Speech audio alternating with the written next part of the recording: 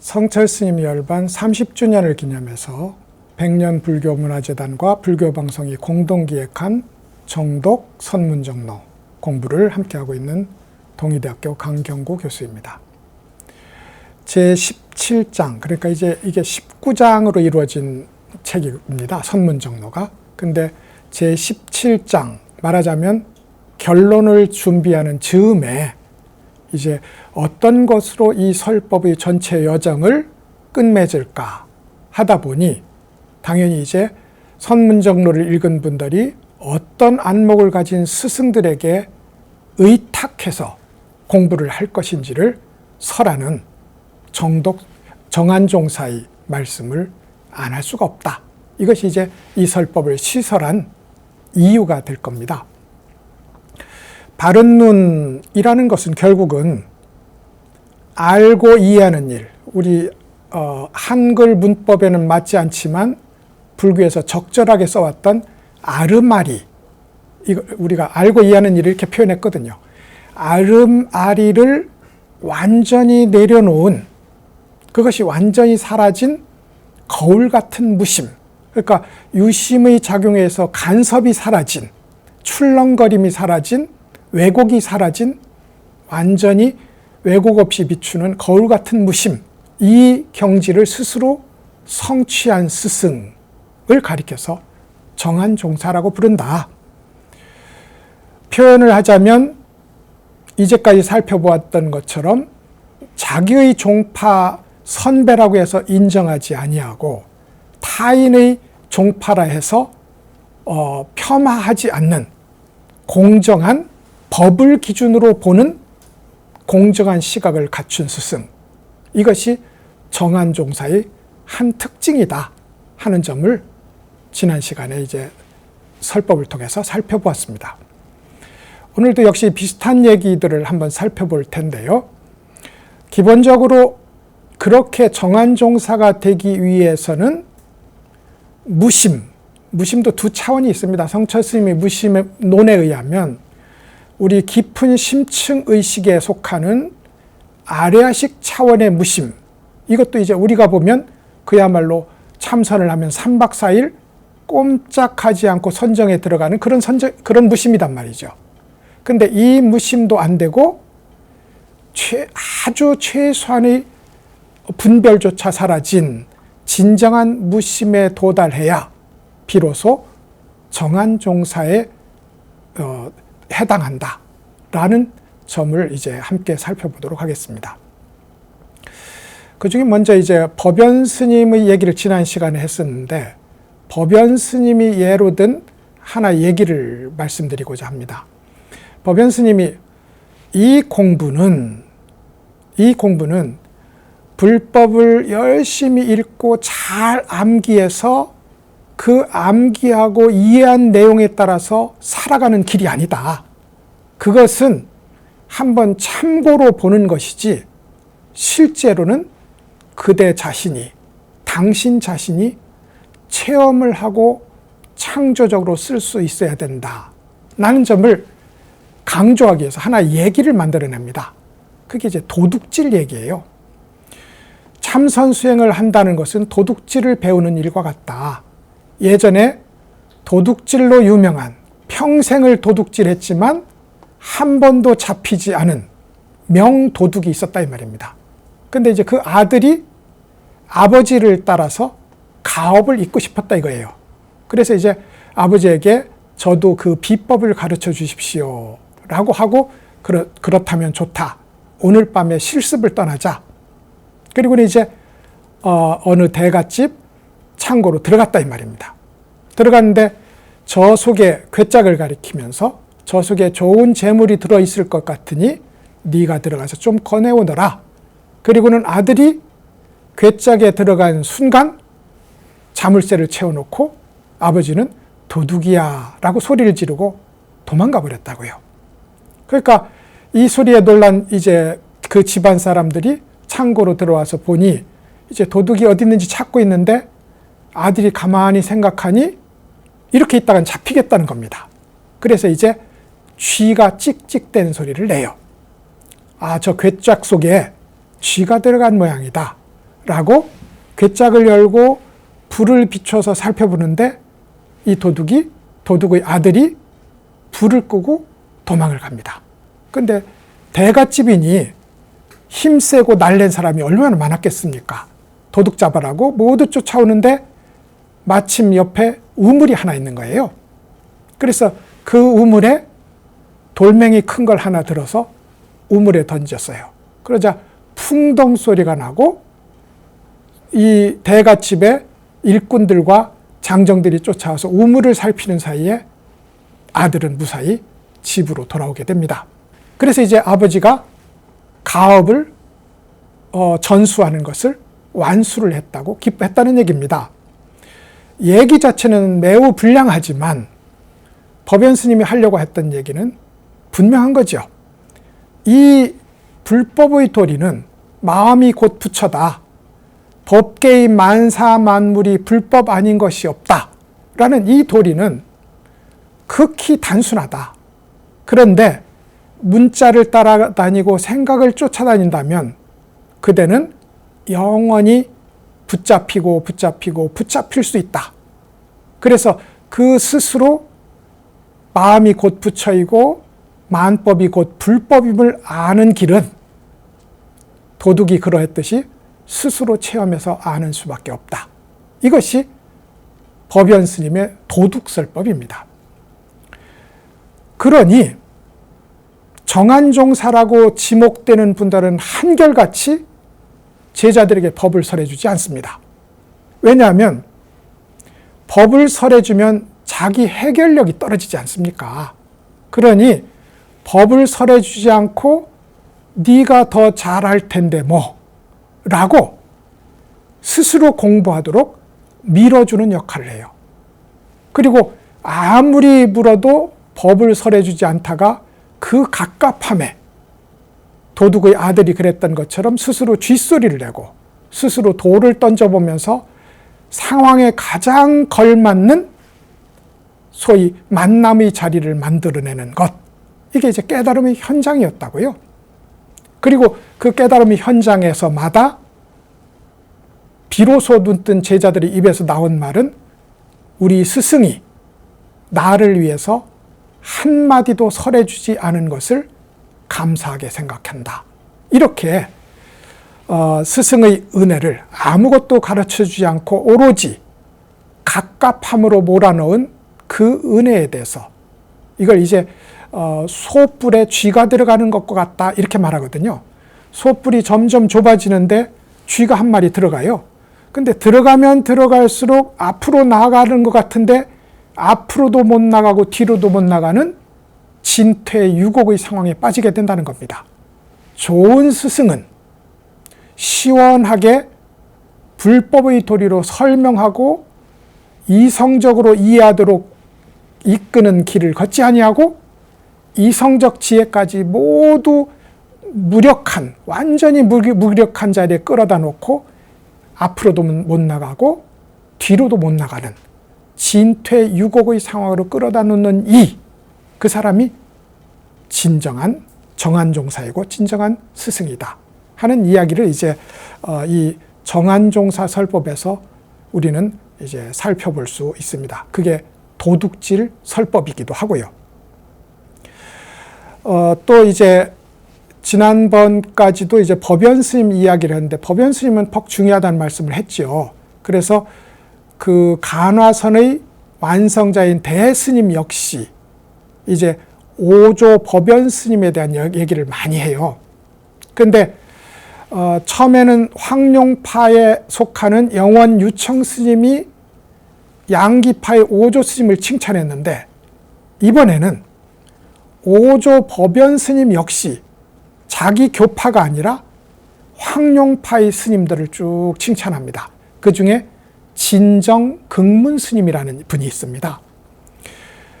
오조 스님이 이제 어느 날 뜰을 산책하고 있는데 한 수자가 책을 보고 있는데 그 책이 뭐냐? 진정 스님의 어록입니다. 어디 좀 보자. 그래서 읽어보니 너무 감동을 한 거예요. 그래서 뒷채에서 우물간에서 빨래를 하고 있던 양말을 빨고 있었어요.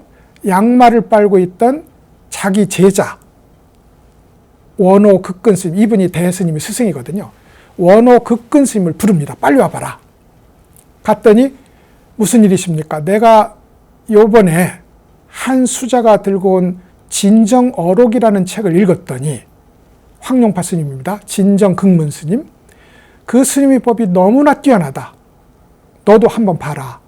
도대체 앞과 뒤가 완전히 끊어지고 한 생각이 만년이 되는, 이게 무심의 극치거든요. 일념만념, 한 생각이, 한 찰나가 만년과 다르지 않고 앞과 뒤가, 시간의 앞과 뒤, 공간의 앞과 뒤가 완전히 끊어진 그 무심의 자리에 도달했는데도 거기서 이것이 공부의 끝이구나 하지 않고 이것조차 뛰어넘고 극복해야 될 공부 과정 중에 있는 경계다 라고 여기에 분명하게 말했는데, 세상에 이런 말을 할 수 있는 사람이 몇 사람이나 있겠느냐, 이렇게 감탄을 해요. 이 말은 역대의 선종에, 역대의 선사들에게 거듭거듭 전하는, 무심에 도달했다 해도 거기에 안주하지 말고 그 역시 극복하고 통과해야 될 수행 과정 중에 일하는 경계라는 점을 분명히 알아야 된다 하는 이 얘기가 이제 진지한 수행에 임하는 선사들의 금과 옥조 같은 좌우명이 되는 구절이기도 합니다. 그걸 대스님의 스승인 원호 극근 스님이 듣고 또 그것을 대스님에게 전달한 그런 일이 있었단 말이죠. 그래서 이제 대스님에게 넘어옵니다. 그러니까 이제 성철 스님의 의도는 정한종사다. 그러면 성철 스님은 5가 7종을 다 공평하게 보는 입장입니다. 근데 그 중에서도 역시나 우선 임재종을 이끌어온 거장들의 경우를 보자. 그게 얼마나 그 정한종사라는 바른 눈이 얼마나 귀한 것이고 철저한 것인지를 한번 살펴보도록 하자 해서 이 장에서는 임재종에 속한 스님들을 쭉 순차적으로 봅니다. 그 중에 이제 대스님 차례가 된 거죠. 인용부호로 보면 17-6이 되고요. 페이지로 보면 847페이지가 되겠습니다. 이런 말씀이 있어요. 응암 담화 스님이 귀종사에 주석하던 때 대스님은 매양에 있었다. 한 중이, 한 스님이 말이죠. 응암 스님의 가르침을 담은 글을 전하였다. 대스님이 그것을 보고는 극구 칭찬하여 감탄하였다. 나중에 개송을 붙였는데 그 내용이 이러했다. 불법의 제일 높은 봉우리를 차지하고 앉으니 1100의 요괴들이 모두 자취를 감췄네. 이즘에 또 진정한 소식을 들으니 양기의 정맥에 통하였다고 말하고 있네. 그 추대하고 중시함이 이러하였다라는 구절이에요. 쉬운, 약간의 설명만 드리면 쉬운 말씀이 되겠습니다. 응암담화스님, 그러니까 이제 그렇게 찬양했던 오조 법연 스님의 제자에 원호 극근 스님이 나왔고, 원효 극근 스님의 회상에서 이제 우리가 말하고 있는 대해 종고 스님이 나왔고, 법형제로서 호구 소용 스님이라는 이가 나와요. 대해 스님은 오늘날의 항주 지역에서 활동을 주로 하시고, 호구 스님은 오늘날의 소주 일대에서 활동을 하세요. 오늘날의 교통으로 보면 넉넉 잡고 2시간 정도면 왕복할 수 있는 뭐 그런 정도, 서울 대전쯤 될까요? 부산 대구쯤 될까요? 그 정도의 거리입니다. 그래서 인근하고 있는 곳에서 말하자면 오조 스님의 법을 받은 원호 스님의 법을 받아서 그야말로 간화선을 열심히 실천하는 2개의 도량이 형성됐어요. 그 2개의 도량이 워낙 융성해서 대스님 당시에도 대스님 파, 그리고 호구 스님 파, 이렇게 파로 나뉘는 정도로 분명하게 흐름이 뚜렷했다고요. 그런데 응암 담화 스님은 대스님의 법형제인 호구 스님의 제자였어요. 말하자면 자기 제자를 혹은 자기 스승을 누굴 칭찬하는 것이 아니라 파가 다른 도량을 꾸리고 있는 이 스님을 극구 칭찬했다고요. 이걸 응암다마 스님이 귀종사에 주석하실 때 이랬어요. 귀종사는 선종에서 극히 중요한 사찰입니다. 중국의 명산 중에서 명산인 여산이라는 곳에 있는 사찰이고요. 앞에서 귀종지상 스님도 그곳에 주석해서 귀종지상스님이라는 명칭이 붙었거든요. 근데 요 귀종사는 원래 중국의 천하명필로 유명했던 왕희지의 별장이기도 했습니다. 근데 그 별장을 불교에 헌납을 하고 그것이 귀종사가 되어서 이후에 선종의 종찰로 이 중국의 선종사에 자주 드러나게 되는 그런 사찰이기도 합니다. 불행하게도 일제시대 때 반파되고 문화혁명 때 완파됐어요. 오늘날 귀종사가 있기는 하지만 옛 흔적은 볼 수가 없는 그런 이제 상황에 있는 사찰이기도 합니다. 귀종사에 주석했다는 건 한 지역의 선종의 맹주가 됐다는 뜻입니다. 응암다마 스님이 귀종사에 주석하실 때 대스님은 매양에 있었어요. 매양이라는 건 매주라는 곳은 광동성이에요. 오늘날은 광동성이 경제 발전의 특구지만 과거에는 중원문화에서 아주 떨어진 궁벽한 곳이었다고요. 거기가 매주였고 양은 호남성의 형양을 가리킵니다. 그러니까 왜 여기 중원 지역에서 떨어진 곳에 가 있었냐면 대스님이 남송 때 분이시단 말이죠. 근데 그때 북방의 여진족이 만든 금나라가 송나라를 압박하고 쳐들어와요. 근데 워낙 세력이 강하다 보니까 남종의 주된 권력자들이 금나라에 항복을 하고 화친을 하자는 소위 주화파가 주류를 이루게 됩니다. 근데 대스님은 주전파에 속하는 관료들하고 친했어요. 아마 선종은 자기 스승까지 뒤엎는 입장을 취하고 있기 때문에 기본적으로 주전파입니다. 그래서 이제 장구성이라고 불리는 아주 뛰어난 관리하고 편지를 오가고 그리고 선을 논했는데 장구성은 학자이기도 했어요.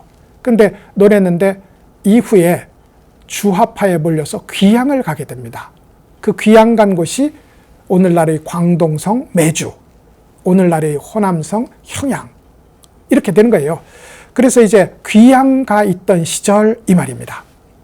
근데 말하자면 세상의 불법은 대스님이 아직 활약할 시기가 오지 아니하고 호구파의 응암다마 스님이 세상의 불법을 책임지고 있었던 시기였단 말이죠.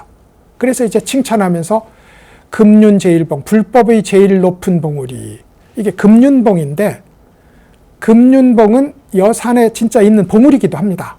근데 저는 불법의 제일 높은 봉우리라고 번역하고 싶어요. 왜냐하면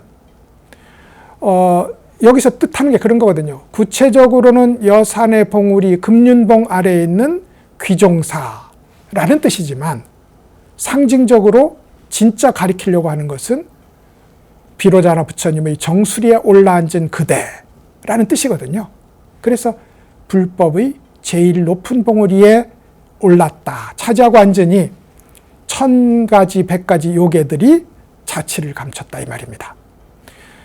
밖으로 보면 알고 이해하는 아르마리를 중시하는 그룹들이 응암스님의 활동으로 인해서 힘을 잃었다는 뜻이고, 속으로 보면 내 속에 존재하는 이런저런 지적 이해가 화두를 드는 이 공부법에 의해서 말끔히 소멸되었다는 뜻이기도 합니다.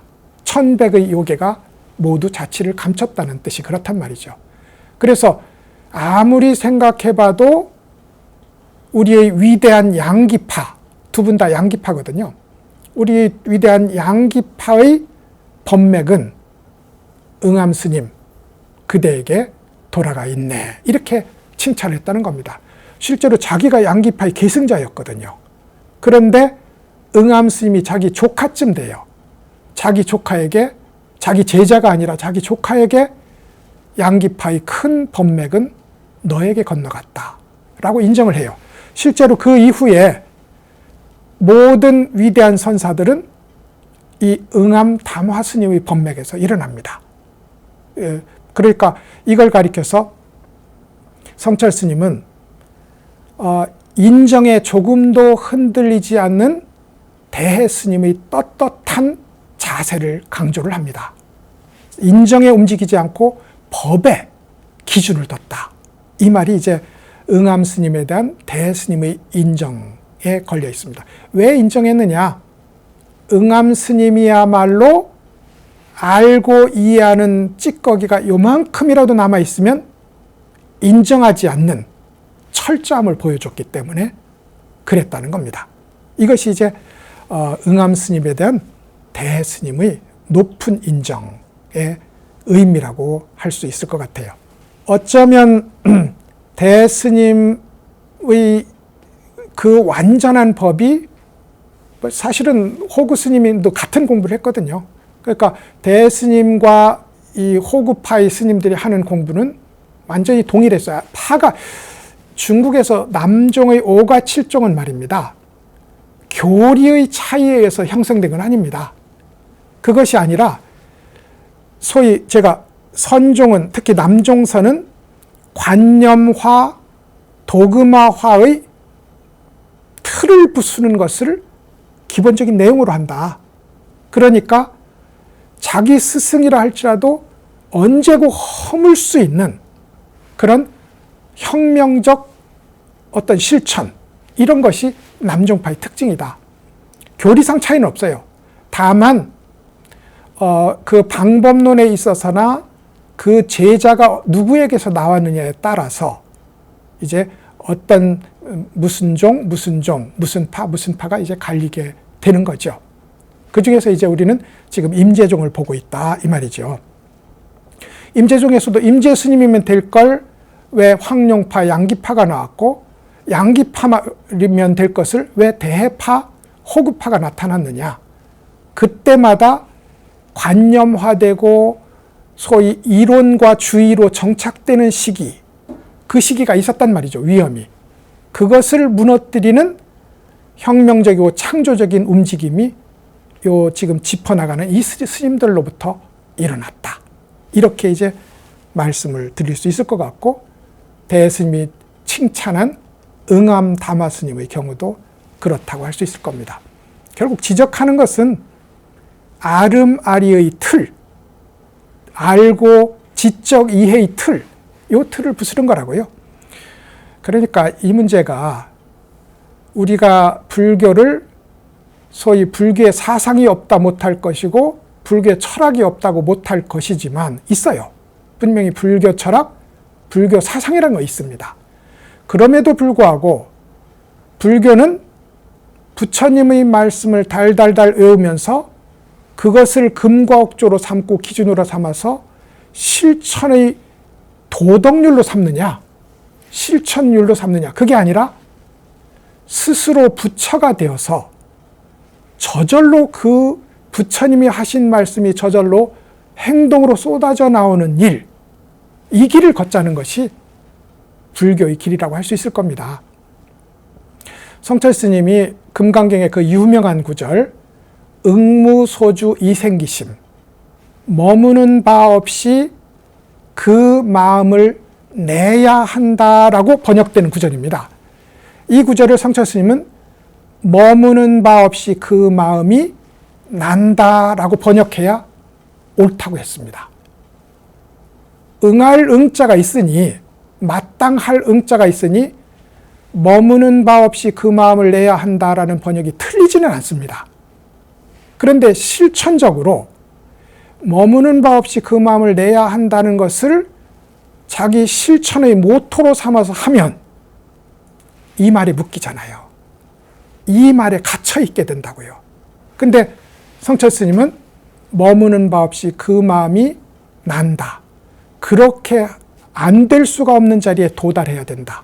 이게 성철 스님의 이 법이 우리를 거듭 이끌고자 하는 지점입니다. 부처님을 따라갈 것이 아니라 스스로 부처가 되어서 부처의 손을 잡고 함께 가야지. 맨날 언제까지 어린애라고 부처님 손에 매달려서 졸졸 따라다니며 칭얼대는 일을 할 거냐. 부처님한테 매번 가서 이건 잘했고 이건 못했고를 점검받아야 될 거냐. 스스로 부처가 되는 길이 있는데 이것이 선종의 혁명적인 종파를 만들어내는 스님들이 보여줬던 지점이기도 하다. 이렇게 이제 말씀을 드릴 수 있을 것 같습니다. 이제 비슷한 얘기이지만 거듭 한번 확인하는 지점에서 성철 스님은 황룡파를 창종한 황룡 해남 스님이 어떻게 깨달았는지를 보여주고자 합니다. 그게 17-7번의 인용문이고 쪽수로는 849쪽이 되겠습니다. 황룡 해남 스님이 처음에 석상 초원 스님을 만나서 그 말을 들어보니 그 논의가 대부분 전체 선문을 낮추고 깎아내리는 것으로서 일일이 예로 들어 삿된 견해라고 규정하는 것이었다. 그것들이 모두 늑담 회징 스님이 비밀리에 전한 뜻이었다. 이에 기가 막혀 방으로 돌아갔다. 세 분의 스님이 나오는군요. 황룡 해남 스님은 말하자면 황룡파를 시작한 위대한 선지식이었고 석상 초원 스님은 결과적으로 이제 황룡 스님의 깨달음을 이끈 정한종사에 해당합니다. 석상 초원 스님은 제가 말씀드린 어떤 분이 종을 만들었느냐, 관념화하고 이론화하고 교조화되는 어느 시점에 다시 불쑥 일어나서 모든 관념화의 습관들을 무너뜨린 자리에서 종이 일어나고 파가 일어난다. 이렇게 보면 딱 맞습니다. 석상 초원 스님이 그런 스님이었어요. 그러니까 이 스님에게서 황룡 스님도 나오고 양기 스님도 나온 거거든요. 그러니까 임재종의 부흥, 마지막 어떤 발전이 석상 초원 스님에게서 시작됐다. 거기에 이제 황룡 스님과의 만남이 있는 겁니다. 그래서 설법을 들어보니 자기를 인정했고 자기가 존경하는 모든 스님들, 그리고 자기가 이제까지 공부를 해오면서 정말 그렇구나, 정말 그렇구나 고개를 끄덕인 지점마다 일일이 하나씩 지적하면서 그것은 아름아리에 갇힌 삿된 견해다. 이렇게 규정했단 말입니다. 그러니까 황룡 해남 스님의 입장, 이때는 운문종 스님이었거든요. 황룡 해남 스님의 입장으로 보면 자기의 모든 스승, 자기의 모든 성취를 한마디로 삿된 견해라고 규정하는 어마어마한 자기 부정에 직면을 하게 된 겁니다. 그러니까 더군다나 이제 자기 스승이 당시에는 늑담 회징 스님이었어요. 늑담이라는 사찰에 계시던 회징 스님이다 이 말이죠. 불교에는 이렇게 황룡 해남, 석상 초원, 그리고 늑담 회징 이렇게 호와 명을 함께 부릅니다. 그러니까 이제 그렇게 함께 부르는데 앞에 있는 것은 대체적으로 산 이름이거나 절 이름이에요. 절 이름. 드물게 이제 황제로부터 내린 시호를 쓰는 경우도 있습니다. 예를 들어서 석상 초원 스님에게는 황제가 자비로울 자자에 밝을 명자 자명이라는 호를 내렸어요. 사호했다고요. 그래서 석상 초원 스님을 자명 초원 스님이라고 부르기도 합니다. 근데 대체적으로는 그 이들이 주석하던 산이나 절 이름을 가지고 그분들을 가리키게 됩니다. 그래서 이제 늑담 회징 스님도 역시 늑담이라는 절에 계시던 회징 스님이라는 뜻입니다. 운문종의 큰 스님이었어요. 근데 이제 황룡 해남 스님이 이분 밑에 있을 때 법좌를 반분한다고 해서 그 교단을 함께 이끄는 지도자였어요. 황룡 스님이 이미 한 교단의 대표자였다고요. 그런데 석상 초원 스님에게 우연하게 가게 됩니다. 우연하게 가게 되는 것은 뭐냐면 자신과 함께 공부하는 운봉 문열 스님이라는 분이 말을 할 때마다 자기 스승 욕을 하는 겁니다. 늑담 회진 스님의 욕을. 그 스님은 들어보니 매번 죽은 말로 사람을 가리킨다. 그래서는 진정한 불법에 눈을 뜰 수 없다. 그러니까 얼마나 화가 났으면 자기 스승을 부정하는 거니까요. 얼마나 화가 났으면 황룡 해남 스님이 목침을 들어서 운봉 스님을 때리기까지 합니다. 그래도 맞고 나서 사과를 하면서도 그래도 늑담 회징 스님이 죽은 말로 제자를 가리킨다는 것은 분명하다라고 끝없이 부정을 합니다. 그러니까 궁금해졌어요. 도대체 근거가 뭐냐? 내가 늑담 스님의 법이 삿된 길이라는 걸 알아차릴 수 있으려면 어떻게 하면 좋겠느냐? 그러니까 이제 석상 초원 스님을 추천을 하는 겁니다. 근데 이 추천을 했던 운봉 스님은 자기 스승이 따로 있었거든요. 취암 스님이라고. 근데 자기 스승을 천거를 하지 않고 추천하지 않고 엉뚱한 석상 초원 스님을 추천을 하니 황룡 스님이 가만히 생각하니까 이건 뭐가 있는 겁니다. 그래서 황룡 스님이 석상 초원 스님을 만나게 돼요. 만나니까 여지없이 지금 이 예문에 읽은 것처럼 자신이 존경하는 모든 스승, 자신이 성취한 모든 성과, 이걸 삿된 견해라고 한마디로 끊어서 부정을 하는 겁니다. 그래서 이제 황룡 스님에게 나아가서 법을 배우고 보니 질문하는 건건이 한마디도 대답할 수 없는 거예요. 팔만대장경을 다 외운다 생각하고 모든 조사들이 공안에 밝다고 자부했는데 한마디도 대답하지 못하고 진땀만 흐르게 되는 그런 소위 진퇴유곡의 상황을 맛보게 됩니다. 이게 정한종사란 말이죠. 그리고 나서 이 진퇴유곡의 상황에서 마지막 남은 견해의 찌꺼기를 덜어내고 드디어 눈을 뜨게 됩니다. 그래서 황룡파가 시작되는 겁니다. 그리고는 이제 재미있는 것은 그렇게 깨닫고 나서 첫 마디가 정말로 내가 스승으로 섬겼던 늑담 스님이 죽은 말로 사람을 가르쳤구나 라고 탄식을 하고 자기가 늑담의 제자인 것을 소위 인연을 끊어요. 그러니까 늑담의 회상에서는 황룡 스님이 얼마나 밉고 배신감을 느꼈겠어요. 그래서 당시에 그런 분위기도 분명하게 있었던 그런 이제 에피소드의 주인공이 황룡 스님이었고 그 핵심은 알고 이해하는 지혜의 마지막 찌꺼기까지 버리는 일을 요구했느냐 안 했느냐, 알고 이해하는 것에 호소했느냐, 그것을 내려놓도록 몰아붙였느냐, 여기에서 정한종사와 삿된 스승의 길이 갈린다.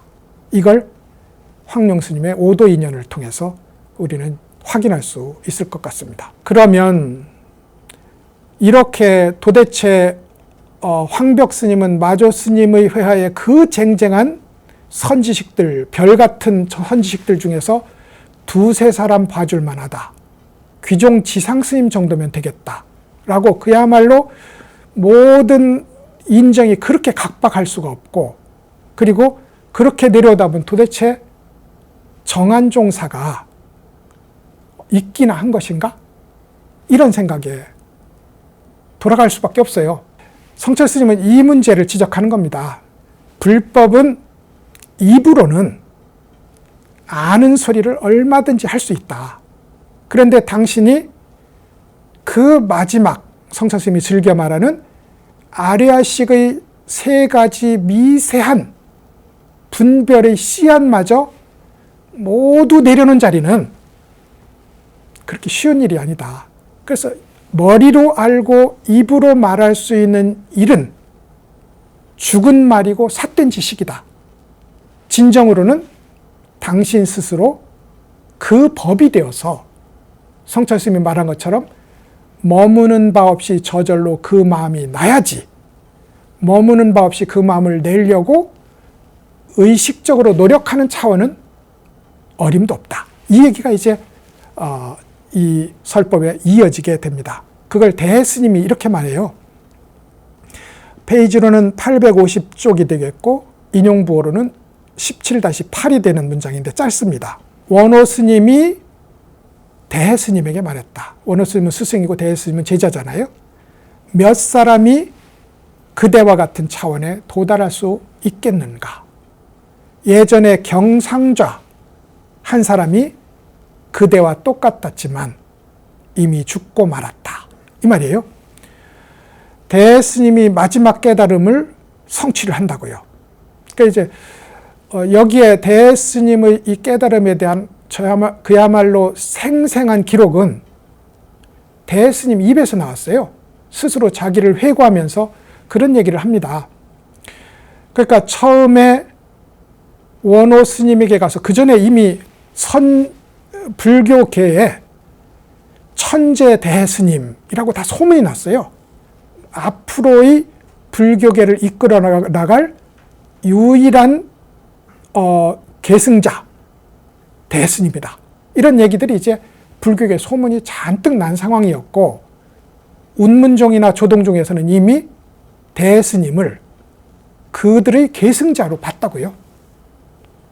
근데 이제 대스님이 원호 스님에게 가니 어림도 없는 겁니다. 그래서 열심히 공부를 하다가 어느 순간에 전에도 말씀드렸던 한 생각 일어나지 않고 앞과 뒤가 딱 끊어진 진짜 무심의 자리에 도달해요. 근데 원호 스님이 그걸 부정합니다. 그것이 아무리 시원하고 조용해 보여도 역시나 그것은 하나의 경계일 뿐이지 그것을 뚫고 지나가야 된다. 이럴 때 화두 공부를 더 열심히 안 하는 것이 병폐라는 것을 알아라. 이렇게 말을 한다고요. 그래서 다시 공부에 매진합니다. 그리고 마지막에 드디어 환하게 눈을 떴는데 그때 원호 스님이 이 평가를 한 겁니다.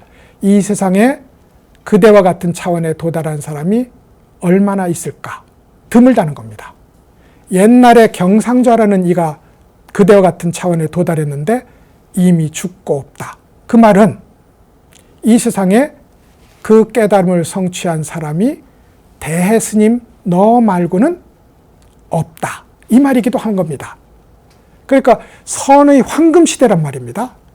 선의 황금시대에도 대스님을 가리켜서 이 세상에 너 같은 깨달음을 성취한 사람은 너 말고는 없다. 라는 말이 되는 겁니다. 그래서 그렇게 드문 깨달음의 자리에 도달하기 위해서 자신이 도달한 편안한 무심의 자리, 화두가 오매간에 이려한 철저한 자리도 뚫고 지나갈 정도로 철저한 공부 의지를 밀고 나간 사람, 이 사람이 정한종사의 자격이 있다. 이렇게 원호 스님이 대스님에게 강조를 한 내용이기도 합니다. 이렇게 해서 이제 정한종사에 대한 설법을 한번 정리해 볼 필요가 있습니다.